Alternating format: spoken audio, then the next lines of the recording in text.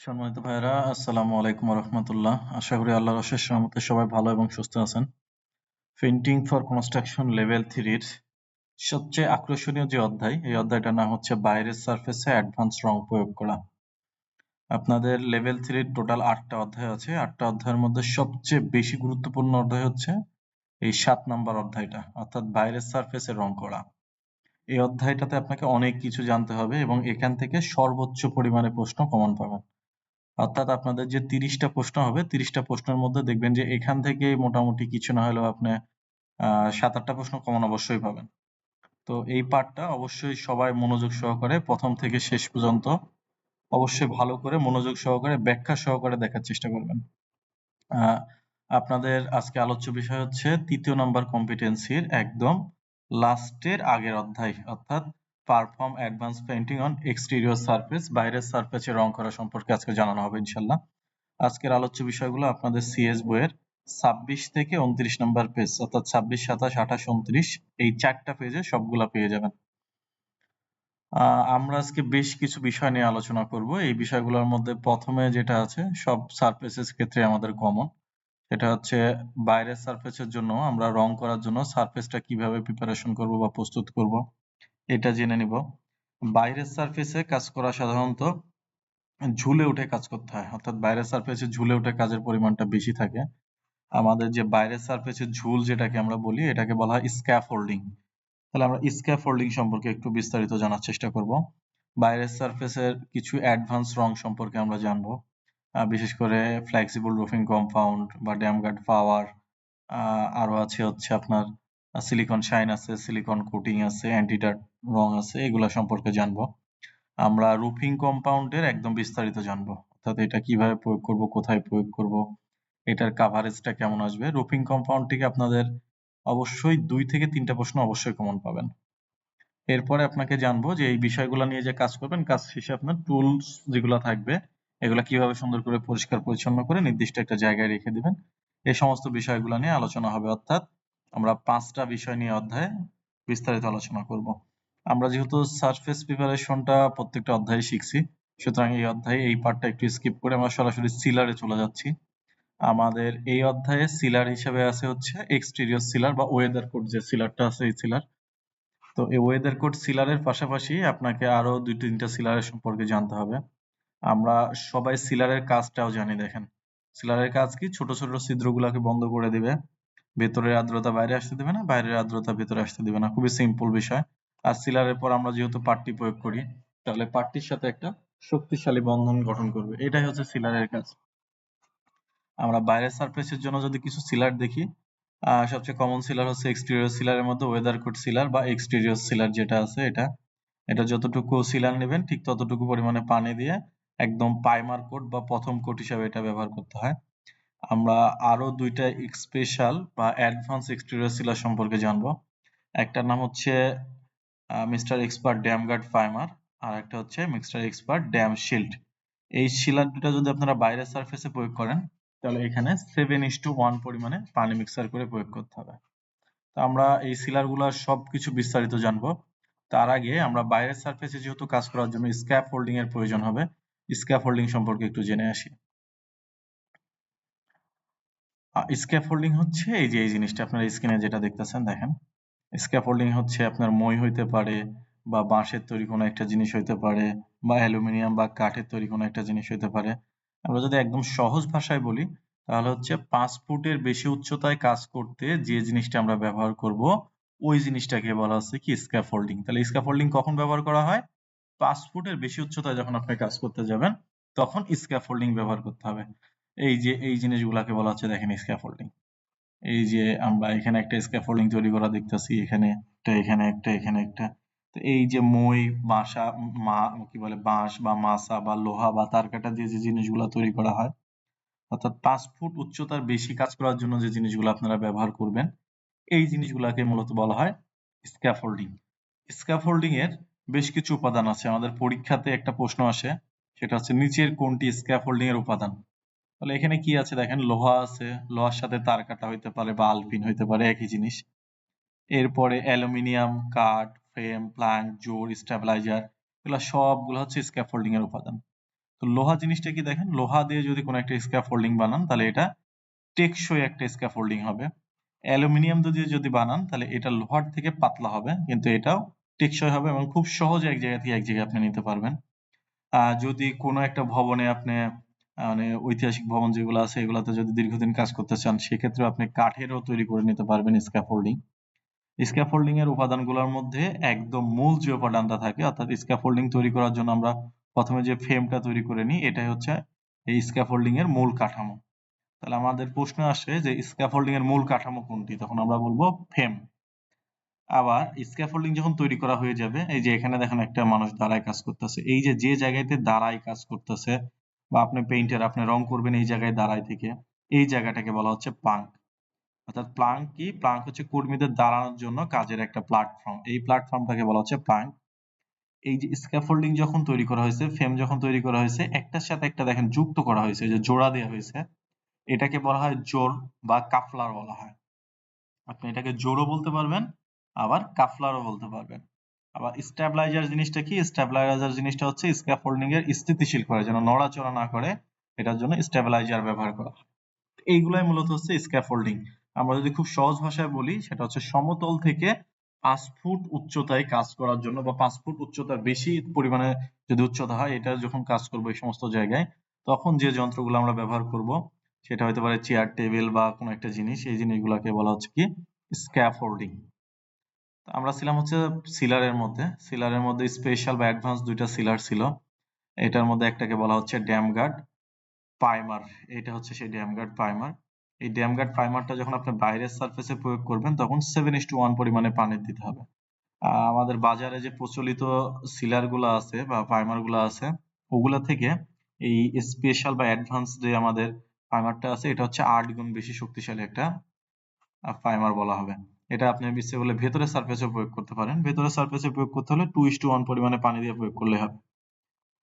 এরপরে আরো একটা প্রাইমারের কথা বলছিলাম, সেটা হচ্ছে ড্যাম শিল্ড। এই হচ্ছে আমাদের সেই ড্যাম শিল্ড। এটাও যদি আপনি বাইরের সারফেসে প্রয়োগ করেন, 7:1 পরিমাণে পানি দিয়ে বাইরের সারফেসে প্রয়োগ করে দিতে পারেন। এই সিলারটা বা এই প্রাইমারটা হচ্ছে সাধারণ যে প্রচলিত বাজারে সিলার গুলো আছে, এগুলা থেকে 6 গুণ বেশি শক্তিশালী সম্পন্ন একটা সিলার। তো আমরা সবাই জানি যে সিলার যখন প্রয়োগ করা শেষ হবে, এরপরে আমাকে পাট্টি প্রয়োগ করতে হবে।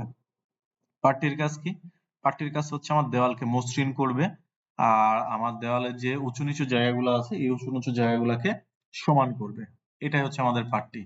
তো এই যে আমরা যে জিনিসগুলো দেখতেছি, এগুলো হচ্ছে পাট্টি। পাট্টিগুলো সাধারণত আমাদের দেওয়ালের ছোট ছোট গর্তগুলো বন্ধ করে দিবে, অসমতলকে সমতল করবে এবং টপ কোটের কাভারেজ বৃদ্ধি করবে। পাট্টি যেহেতু মধ্যবর্তী কোট, সুতরাং এটা সিলার এবং টপ কোটের সাথে একটা শক্তিশালী বন্ধন তৈরি করবে। এটা হচ্ছে পাট্টির কাজ।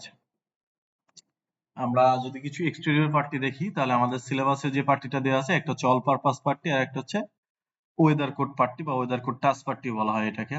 আপনি ওয়েদার কোড পার্টিটা একদম সরাসরি প্রয়োগ করে ফেলতে পারবেন, অর্থাৎ রেডি টু ইউজ। আর অল পারপাস পার্টি যেটা আছে, এটা হচ্ছে প্রয়োজন মতো পানি দিয়ে এটা মিক্সার করতে হবে, করে তারপরে প্রয়োগ করতে হবে, অর্থাৎ এটা পাউডার ফরম্যাটে থাকে। তো এটা সাধারণত 2:1 পরিমাণে পানি দিতে হয়। এছাড়া আরো একটা স্পেশাল অ্যাডভান্স পার্টি আছে, এই পার্টিটাকে বলা হচ্ছে হাই বিল পার্টি। এই হাই বিল পার্টিটা সরাসরি প্রয়োগ করা যায়। আমরা যদি দেখি ওয়েদার কোড পার্টি যেটা আছে, বা এটাকে ওয়েদার কোড টাচ পার্টিও বলা হয়, এটা সরাসরি আপনি প্রয়োগ করতে পারবেন। এটার কাভারেজ হচ্ছে 25 থেকে 26 স্কয়ার ফিটের মতো পাবেন। অল পারপাস পার্টি যেটা আছে, এই পার্টির স্পেশাল যে বৈশিষ্ট্য, এটা হচ্ছে সেলফ কিউরিং ফর্মুলা। অর্থাৎ আপনার দেওয়ালটা যদি একটু হালকা ভিজা ভিজাও থাকে, এরপরেও যদি আপনি এই পার্টিটা প্রয়োগ করেন, তাহলে আপনার এই পার্টিটার বন্ডিংটা অনেক সুন্দর হবে। ভেতরে এবং বাইরে দুই জায়গাতে আপনি এই পার্টিটা প্রয়োগ করতে পারবেন। এই পার্টির কাভারেজও 25 থেকে 26 স্কয়ার ফিটের মতোই। কিন্তু এই পার্টিটা দেখেন এই যে এরকম পাউডার থাকবে। আপনাকে প্রয়োজন মতো পানি দিতে হবে। পানি কতটুকু দিবেন? 2:1। অর্থাৎ আপনি যদি 2 চামচ পাট্টি নেন, তাহলে এটার সাথে 1 চামচ পরিমাণে পানি দিয়ে এই জিনিসটাকে গাম আকারে তৈরি করে তারপরে ব্যবহার করতে হবে। হাইবিল পাট্টি যেটা আছে, এটা মূলত অ্যাডভান্স একটা পাট্টি। এই পাট্টিটা সাধারণ পাট্টি থেকে 15 গুণ বেশি শক্তিশালী একটা পাট্টি। এই পাট্টি যদি আপনি কোনো একটা সারফেসে প্রয়োগ করেন মধ্যবর্তী কোট হিসেবে, তাহলে আপনার ওই সারফেসে হেয়ার লাইন ক্র্যাক বা চুল ফাটা আমরা যেটাকে বলি, লবণ বা ক্ষারের এই ধরনের সমস্যা থেকে সুরক্ষা পাবেন। এই পার্টটিটা যদি আপনি ভেতরের সারফেসে প্রয়োগ করেন, তাহলে 25 থেকে 30 স্কয়ার ফিট কভারেজ পাবেন, আর বাইরের সারফেসে যদি 1 কোট প্রয়োগ করেন, তাহলে 35 থেকে 40 স্কয়ার ফিটের মতো কভারেজ পাওয়া যাবে। আমরা একটা প্রশ্ন পরীক্ষাতে বারবার আসে, লিখিত প্রশ্ন, সেটা হচ্ছে প্লাস্টার সারফেসের প্রধান প্রধান বৈশিষ্ট্য মানে সমস্যা সমূহ বা প্লাস্টার সারফেসের কয়েকটা সমস্যার নাম বলুন। তাহলে আমরা খুব সহজে এই সমস্যাগুলো বলে দিতে পারবো। যেমন একটা আছে ড্যাম্পের সমস্যা হইতে পারে প্লাস্টার ওয়ালে, লবণাক্ততার সমস্যা যেটাকে সল্ট এফ্লোরেন্স বলা হয় এটা হইতে পারে, আবার আপনার অ্যালকেলির সমস্যা হইতে পারে, আবার আপনার হেয়ারলাইন ক্র্যাক আছে, কার্বনেশন আছে, ছত্রাক বা শ্যাওলা আছে। এই সমস্যাগুলোকে বলা হচ্ছে প্লাস্টার সারফেসের প্রধান সমস্যা। আবার থাকতে পারে ক্র্যাক বা হোল, মানে ছোট গর্ত জাতীয় জিনিস থাকতে পারে। তো আপনার এখান থেকে মূলত যে প্রশ্নটা আসবে আপনাকে বলবে যে প্লাস্টার সারফেসের প্রধান প্রধান ২-৩টা সমস্যার নাম বলুন। তাহলে আপনি এখান থেকে যেকোনো ২টা বা ৩টা লিখে দিলে হবে। এটা ভাইভাতেও জিজ্ঞাসা করতে পারে আপনাকে। তো আপনি এটা ড্যাম্প বা লবণাক্ততার সমস্যা, অ্যালকালির সমস্যা, হেয়ারলাইন ক্র্যাক এরকম ২-৪টা বলে দিলে হবে। তো আমরা এ পর্যায়ে ড্যাম্প জিনিসটা কি এটা শিখব। ড্যাম্প কি? ড্যাম্প হচ্ছে যদি বাতাসে জলীয় বাষ্পের পরিমাণটা বেশি থাকে আর তা যদি ঘনীভূত হয়ে দেওয়ালের সাথে লেগে যায় এবং এটা যদি আপনি দেখেন যে ভেজা ভেজা বা স্যাঁতসেঁতে একটা ভাব তৈরি করছে, এই জিনিসটাকে বলা হচ্ছে ড্যাম্প। এই যে এই আমরা স্ক্রিনে দেখানোর চেষ্টা করতেছি, দেখেন এটা এটা বা এটা, এই জিনিসগুলোকে বলা হচ্ছে ড্যাম্পের সমস্যা। ড্যাম্প সাধারণত ৩ ধরনের ড্যাম্প হয়। একটাকে বলা হচ্ছে কনডেনসেশন বা ঘনীভূত হওয়া ড্যাম্প, আর একটাকে বলা হয় আপনার পেনিট্রেশন বা অনুপ্রবেশকারী ড্যাম্প, আর একটাকে বলা হচ্ছে রাইজিং ড্যাম্প বা উদীয়মান ড্যাম্প। তো এই ৩ ধরনের ড্যাম্প হচ্ছে একদম কমন ড্যাম্প। এটা প্লাস্টার ওয়ালে সবচেয়ে বেশি এই ৩ ধরনের ড্যাম্প আপনারা পাবেন। এই ড্যাম্প গুলা মূলত হয় হচ্ছে পানির কারণে। আমরা সবাই জানি যে পানির ৩টা স্টেট থাকে বা ৩টা অবস্থা থাকে। একটা হচ্ছে গ্যাস, একটা হচ্ছে বরফের মতো বা আইস, আর একটাকে বলা হচ্ছে ওয়াটার বা লিকুইড। এই লিকুইড পানিটা যদি প্লাস্টার ওয়ালে থাকে, এটা যখন ভেপার হয়ে বা গ্যাস হয়ে বের হয়ে চলে আসতে চাবে, তখন মূলত আমাদের এই সারফেসে ড্যাম্পের সমস্যাগুলো হয়। আবার যদি লবণাক্ত যে পানিগুলো আছে, সামুদ্রিক অঞ্চলে যে পানিগুলো আছে, এগুলা যদি বৃষ্টি আকারে বা কোনো একটা প্রসেসের মাধ্যমে আপনার দেওয়ালে আসে, তখন আপনার সারফেসে লবণাক্ততার সমস্যার সৃষ্টি হইতে পারে। তো আমরা এবার দেখবো যে প্লাস্টার ওয়ালে ড্যাম্প হওয়ার কি কি কারণ আছে, অর্থাৎ প্রধান প্রধান কারণগুলো যদি আমরা দেখি। এটা হচ্ছে ফিটিং বা প্লাম্বিং এ লিকেজ থাকতে হইতে পারে, অথবা ঘরের মধ্যে যদি পর্যাপ্ত পরিমাণে আলো বাতাস না থাকে। আবার দেখা যাচ্ছে বিভিন্ন উৎস থেকে নিয়মিত পানি আসতেছে। আবার দেখা যাচ্ছে আপনার বাইরে থেকে বৃষ্টির পানি আসতেছে।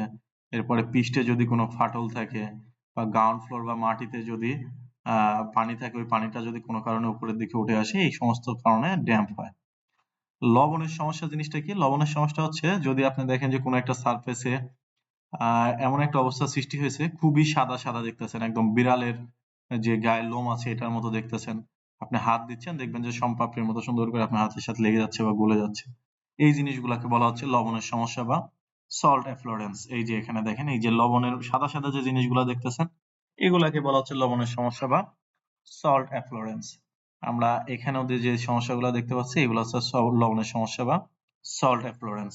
এখন আমার এই দেওয়ালে বা সারফেসে কিভাবে লোনা আসে, লোনা আসার উৎসগুলো আসলে কি? লোনা আসার উৎস হচ্ছে এই যে মাটি, যে আপনার যে ইটটা আছে, এই ইট দিয়ে যেটা আপনি বাড়ি তৈরি করছেন, এটাতে যদি ইউরিয়া সার ব্যবহার করা থাকে, তাহলে এই ইউরিয়া সার যুক্ত ইট দিয়ে যদি আপনি বাসা করেন, তাহলে আপনার এখানে লোনা আসার সম্ভাবনা অনেক বেশি।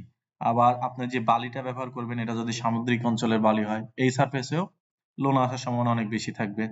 আবার যদি এরকম ময়লা যুক্ত জায়গা থেকে আপনি পানি নিয়ে এখানে রঙের সাথে মিক্সার করে আপনি রং করেন, তাহলে আপনার ওই সারফেসে লোনা আসার সম্ভাবনা অনেক বেশি থাকবে। আমরা এই পর্যায়ে দেখব অ্যালকেলি বা ক্ষারের সমস্যাটা কি।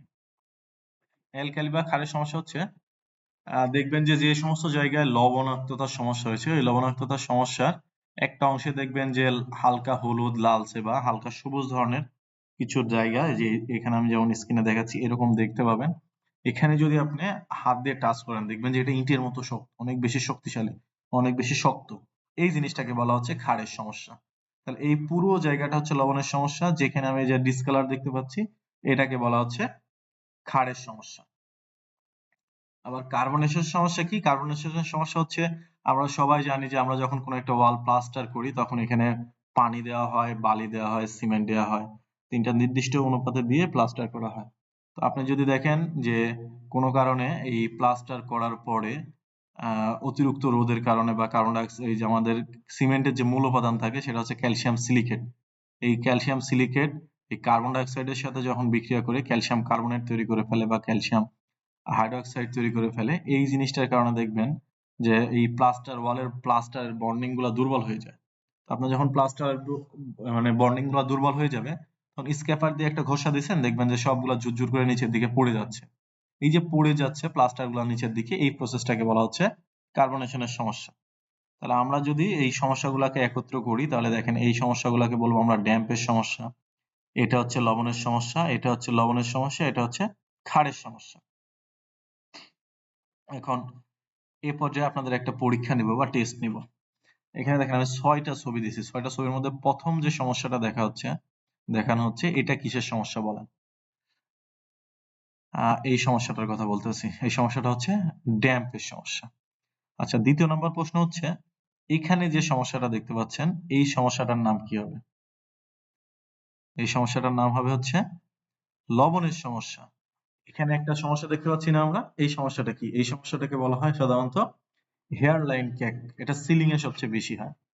এই যে এখানে যে দেওয়ালটা দেখতেছেন, এখানে যদি দেখেন স্ক্যাপার দিয়ে একটা ঘষা দিয়েছেন, দেখবেন সবকিছু ঝুরঝুর করে নিচের দিকে পড়ে যাচ্ছে। এই সমস্যাটার নাম হচ্ছে কার্বনেশনের সমস্যা। এই লবণের সমস্যা আছে না, এখানে লবণের সমস্যার পাশে দেখবেন যে লালচে একটা অংশ দেখা যাচ্ছে বা বেগুনি কালারের, এগুলো অনেক বেশি শক্ত হয়। এই সমস্যাটার নাম হচ্ছে অ্যালকেলির সমস্যা। আর এখানে যে দেখতেছেন একদম ভেজা ভেজা ভাব, ছত্রাকের মতো অংশ, এই জিনিসটাকে বলা হচ্ছে ছত্রাক বা ফাঙ্গাস বা শেওলা জাতীয় যে সমস্যাগুলো থাকে এই সমস্যা।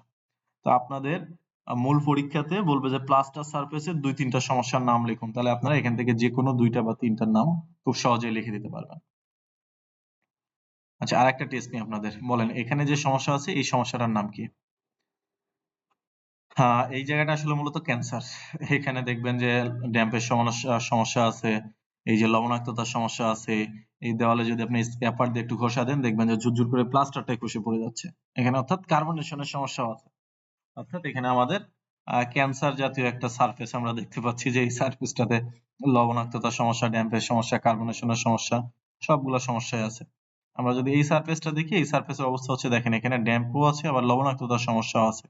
এই সারফেসে দেখেন এখানে যে ক্র্যাক বা ফাটার সৃষ্টি হচ্ছে, এখানে ড্যাম্পের সৃষ্টি হচ্ছে। তাহলে আমাদের এই যে সারফেসের সমস্যাগুলো দেখলাম, এই সমস্যাগুলো সাধারণত আপনারা যদি স্পেশাল যে প্রোডাক্ট গুলো আছে, ড্যাম গার্ডের প্রোডাক্ট, ওই প্রোডাক্ট গুলা ব্যবহার করার পরে যদি আপনি টপ কোট হিসেবে এটার মধ্যে যে কোনো একটা প্রোডাক্ট ব্যবহার করেন, তাহলে আপনার এই যে প্লাস্টার ওয়ালের যে সমস্যাগুলো দেখালাম এতক্ষণ পর্যন্ত, এই সমস্যাগুলো থেকে আপনারা অবশ্যই সমাধান পাবেন। তো আমাদের painting for construction level 3 syllabus অনুযায়ী 2টা রঙের কথা বলা হচ্ছে। একটা হচ্ছে এন্টিডার্ট লং লাইফ, আর একটা বলা হচ্ছে ড্যাম্প প্রুফ রং। ড্যাম্প প্রুফ রং বলতে গেলে বা ড্যাম গার্ড রং বলতে গেলে আপনার এই 3টার মধ্যে যে কোনো একটা রং বললেই হবে। তো আমরা এই রঙের কথা যদি বলি, অর্থাৎ ড্যাম গার্ড পাওয়ারটা নিয়ে আমরা একটু কথা বলবো। তার আগে আমরা জানবো যে এই প্রোডাক্টগুলো ব্যবহার করলে আপনি কি কি সুবিধা পাবেন। কি সুবিধা পাবেন? এই যে যে সমস্যাগুলো হচ্ছিল এতদিন আপনাদের, সেটা হচ্ছে ড্যাম্পের সমস্যা, লবণের সমস্যা, ক্ষারের সমস্যা, এই জাতীয় সমস্যাগুলো থেকে আপনি সুরক্ষা পাবেন। আর কিছু প্রোডাক্ট আছে আমাদের লেভেল 3-র একটা প্রোডাক্ট আছে, সেটা হচ্ছে রুফিং কম্পাউন্ড, যেটা ছাদে ব্যবহার করলে ছাদের তাপমাত্রাটা হ্রাস পাবে। তো আমরা এবার দেখি যে ড্যাম গার্ড পাওয়ার এটা আমরা কিভাবে ব্যবহার করব। এই ড্যাম গার্ড প্রোডাক্টটা হচ্ছে সাধারণত অন্যান্য যে প্রোডাক্টগুলো আছে অন্যান্য প্রোডাক্ট থেকে অনেক বেশি ড্যাম্পের বিরুদ্ধে আপনাকে সুরক্ষা প্রদান করবে। এই প্রোডাক্টটা যখন প্রয়োগ করতে যাবেন আপনি, তখন আপনাকে 3:1 পরিমাণে পানি দিয়ে প্রোডাক্টটা রেডি করে নিতে হবে। এই প্রোডাক্টের কাভারেজ হচ্ছে 65 থেকে 75 স্কোয়ার ফিটের মতো। তো এটা আপনি যদি কোনো সারফেসে শুধুমাত্র ড্যাম্পের সমস্যা থাকে, তাহলে আপনি 1 coat damp guard primer, 2 coat damp guard primer এবং 1 কোট যদি আপনি ড্যাম গার্ড পাওয়ার ব্যবহার করেন, তাহলে আপনি ভালো মানের একটা প্রোটেকশন পাবেন। আবার যদি দেখা যাচ্ছে আমার লবণের সমস্যা আছে, প্লাস্টার ওয়ালের সবচেয়ে বড় সমস্যা হচ্ছে লবণের সমস্যা। লবণের সমস্যা থাকলে আপনাকে অবশ্যই ড্যাম গার্ড প্রাইমার 2 কোট প্রয়োগ করে মধ্যবর্তী অবস্থায় হাই বিল পাট্টি দিয়ে তারপর আপনাকে এই ড্যাম গার্ড পাওয়ার যে প্রোডাক্টটা আছে এই প্রোডাক্টটা ব্যবহার করতে হবে। আমাদের পেইন্টিং ফর কনস্ট্রাকশন লেভেল 3-র আরো একটা প্রোডাক্টের নাম বলা আছে, এটাকে বলা হচ্ছে সিলিকন কোটিং। সিলিকন কোটিং বলতে গেলে 2টা প্রোডাক্ট বোঝায়, একটা হচ্ছে সিলিকন শাইন আর একটা হচ্ছে সিলিকন ওয়াটার রেফিলেন্ট। এখান থেকে আপনাদের একটা প্রশ্ন আসবে, সেটা হচ্ছে এই 2টা প্রোডাক্টের মধ্যে কোন প্রোডাক্টটা ব্যবহার করলে সারফেসে গ্লস বৃদ্ধি পাবে। তো গ্লস বৃদ্ধি পাবে হচ্ছে সিলিকন শাইন ব্যবহার করলে। আর সিলিকন ওয়াটার রিপেলেন্ট যখন ব্যবহার করবেন, কোনো প্রকারের কোনো গ্লস আসবে না, জাস্ট একটা প্রোটেকশন দিবে আপনাকে। তো চলুন আমরা এই 2টা প্রোডাক্টের বিস্তারিত জেনে আসি। সিলিকন ওয়াটার রিপেলেন্ট যে প্রোডাক্টটা আছে, এই সিলিকন ওয়াটার রিপেলেন্ট প্রোডাক্ট হচ্ছে লোটাস ইফেক্ট সমৃদ্ধ একটা প্রোডাক্ট। এটা আপনি ব্রাশ অথবা রোলার দুইটা দিয়ে প্রয়োগ করতে পারবেন। এটা সাধারণত বাইরের সারফেসে, fair face surface, ceramic, brick বা ক্লে টাইলস এই সমস্ত জায়গাতে প্রয়োগ করা হয়। এটার কাভারেজ হচ্ছে 45 থেকে 50 স্কোয়ার ফিটের মতো 2 কোটে। 1 লিটার রং দিয়ে আপনি এরকম মানে 45 থেকে 50 স্কোয়ার ফিটের মতো কাভারেজ পাবেন। এটা যেমন দেখেন জাতীয় সংসদ ভবন বা আইডিবি, আমরা জন্মের পর থেকে দেখি একই রকম কালার। এখানে আসলে এই যে সিলিকন ওয়াটার রিপেলেন্টটা ব্যবহার করা হয়। এটার কালার একই রকম থাকবে, জাস্ট একটা প্রোটেকশন দেয়। আর আপনি যদি গ্লস চান, গ্লস চাওয়ার জন্য একটু সামান্য পরিমাণ যদি বেশি গ্লস চান, তাহলে আপনি সিলিকন শাইনটা ব্যবহার করতে পারেন। ধরেন আপনি কোনো একটা রং ব্যবহার করছেন, এটা হচ্ছে ম্যাট ফিনিশ, তাহলে আপনি এটার গ্লস চাচ্ছেন একটু, তখন যদি আপনি সিলিকন শাইনটা ব্যবহার করেন, তখন আপনার সারফেসের গ্লসটা বৃদ্ধি পাবে। এটা প্রয়োগের নিয়ম হচ্ছে এটা 3:1 পরিমাণে পানিতে মিক্স করে তারপরে ব্যবহার করতে হবে। আর এটার কাভারেজ হচ্ছে 60 থেকে 80 স্কোয়ার ফিট, 2 কোট 1 লিটারে। আমরা একটু যদি দেখি এই প্রোডাক্ট দুটো একটু তুলনা করলে আমাদের জন্য একদম সহজ হয়ে যাবে। যেমন দেখেন প্রথমে দেয়া আছে ওয়াটার রিপেলেন্ট। ওয়াটার রিপেলেন্ট হচ্ছে সলভেন্ট বেস প্রোডাক্ট। আর সিলিকন শাইন যেটা আছে এটা হচ্ছে ওয়াটার বেস প্রোডাক্ট। এটা হচ্ছে সরাসরি ব্যবহার করতে পারবেন সিলিকন ওয়াটার রিপেলেন্ট। আর সিলিকন শাইন হচ্ছে 3:1 পরিমাণে পানি দিতে হবে আপনাকে। এটার কোনো কোটিং বিরতি দেওয়ার প্রয়োজন নাই সিলিকন ওয়াটার রিপেলেন্টের ক্ষেত্রে। ওয়েট অন ওয়েট প্রয়োগ করে ফেলবেন। আর সিলিকন শাইনের ক্ষেত্রে 10 থেকে 12 ঘন্টা আপনাকে অপেক্ষা করতে হবে দ্বিতীয় কোট দেওয়ার জন্য। এটার কাভারেজ হচ্ছে 45 থেকে 50 সিলিকন ওয়াটার রিপেলেন্টের। আর সিলিকন শাইনের হচ্ছে 60 থেকে 80 square feet. Gloss level silicone water রিপেলেন্টের কোনো গ্লস পাবেন না। আর এটা হচ্ছে একটা সফট শিন পাবেন। এটা হচ্ছে টেকনোলজি দেওয়া আছে সারফেসের ভেতরে প্রবেশ করবে, এই ধরনের একটা টেকনোলজি ইউজ করা হয়েছে এখানে। আর এই সিলিকন শাইনটা হচ্ছে জাস্ট একটা সারফেসে আবরণ তৈরি করবে। আপনারা বাজারে এই সিলিকন ওয়াটার রিপেলেন্টটা 4 লিটার এবং 180 লিটার প্যাকেজ, এই দুইটা প্যাকেজে পাবেন। আর এই সিলিকন শাইনটা হচ্ছে লিটার এবং গ্যালন, সরি গ্যালন এবং ড্রাম সাইজ, এই দুইটা সাইজে পাবেন। আমাদের আরো একটি প্রোডাক্ট আছে, এটাকে বলা হচ্ছে রুফিং কম্পাউন্ড। সবচেয়ে গুরুত্বপূর্ণ একটা প্রোডাক্ট বা লেভেল 3 এর জন্য সবচেয়ে ইম্পর্টেন্ট একটা প্রোডাক্ট রুফিং কম্পাউন্ড। এটাকে অনেক সময় ফ্লেক্সিবল রুফিং কম্পাউন্ড বা রুফ গার্ডও বলা হয়। এই প্রোডাক্টটা সাধারণত যদি আপনার টপ ফ্লোরে প্রয়োগ করেন, তাহলে আপনার এই টপ ফ্লোরে 3 ডিগ্রি সেলসিয়াস পরিমাণ তাপমাত্রা কমাবে। এটা যদি ছাদে প্রয়োগ করা যায়, তাহলে ছাদের যে খাড় বা লোনা ভাব থাকে বা স্যাঁতসেঁতে ভাব থাকে, এই স্যাঁতসেঁতে ভাব থেকে আপনাকে সুরক্ষা প্রদান করবে। এটা আপনি যেকোনো কনক্রিট বা অ্যাসফল্টেড ছাদে আপনি প্রয়োগ করতে পারবেন।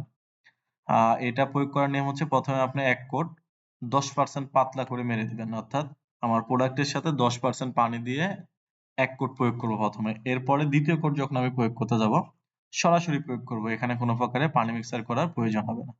এই প্রোডাক্টটা যখন প্রয়োগ করবেন, এটা 2 কোটে কাভারেজ পাবেন 25 থেকে 30।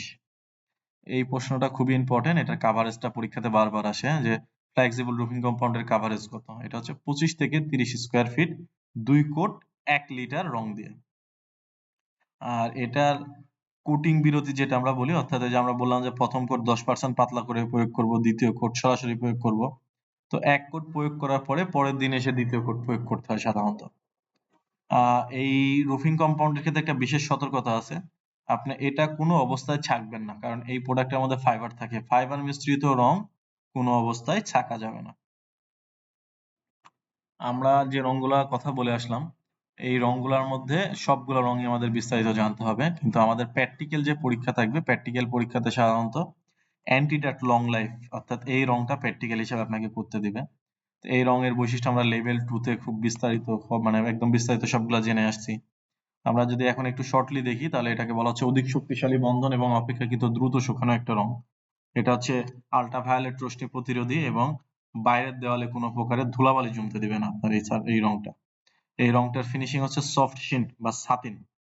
এই রংটা সাধারণত বাইরের সারফেসে যে সমস্ত জায়গায় ধুলাবালির পরিমাণটা বেশি থাকে, ওই সমস্ত জায়গায় যদি এই রংটা ব্যবহার করা হয়, তাহলে যদি একটু বৃষ্টি হয় অথবা আপনি যদি একটু পানি স্প্রে করে দেন, তাহলে দেখবেন যে ধুলাবালি একদম ক্লিয়ার হয়ে যাবে, পরিষ্কার হয়ে যাবে।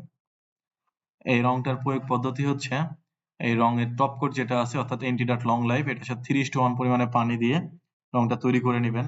তৈরি করে নেওয়ার পরে প্রথমে আপনাকে 1 কোট ওয়েদার কোট সিলার দিতে হবে, 4 থেকে 6 ঘন্টা বিরতি দিবেন। বিরতি দেওয়ার পর 6 থেকে 8 ঘন্টা ব্যবধানে টাচ পার্টটি 2 কোট প্রয়োগ করবেন। করার পরে স্যান্ডিং ট্যান্ডিং করে পরবর্তীতে অ্যান্টিডার্ট লং লাইফ 2 কোট প্রয়োগ করবেন। এই প্রসেসটা আপনার মূলত ফাইনাল যে পরীক্ষা বা ফাইনাল যে অ্যাসেসমেন্ট থাকবে এই অ্যাসেসমেন্টে এই পদ্ধতিটা আপনাকে এই পদ্ধতি অনুযায়ী কাজ করতে হবে। তো সবাই ভালো থাকবেন, সুস্থ থাকবেন। আমার এই পুরো ভিডিও জুড়ে যদি আপনাদের কোনো কিছু জানার থাকে অথবা যদি কোনো ইনফরমেশন বিস্তারিত জানতে চান অবশ্যই কমেন্ট বক্সে জানাবেন। ততক্ষণ পর্যন্ত আপনারা সবাই ভালো থাকবেন, সুস্থ থাকবেন। আল্লাহ হাফেজ।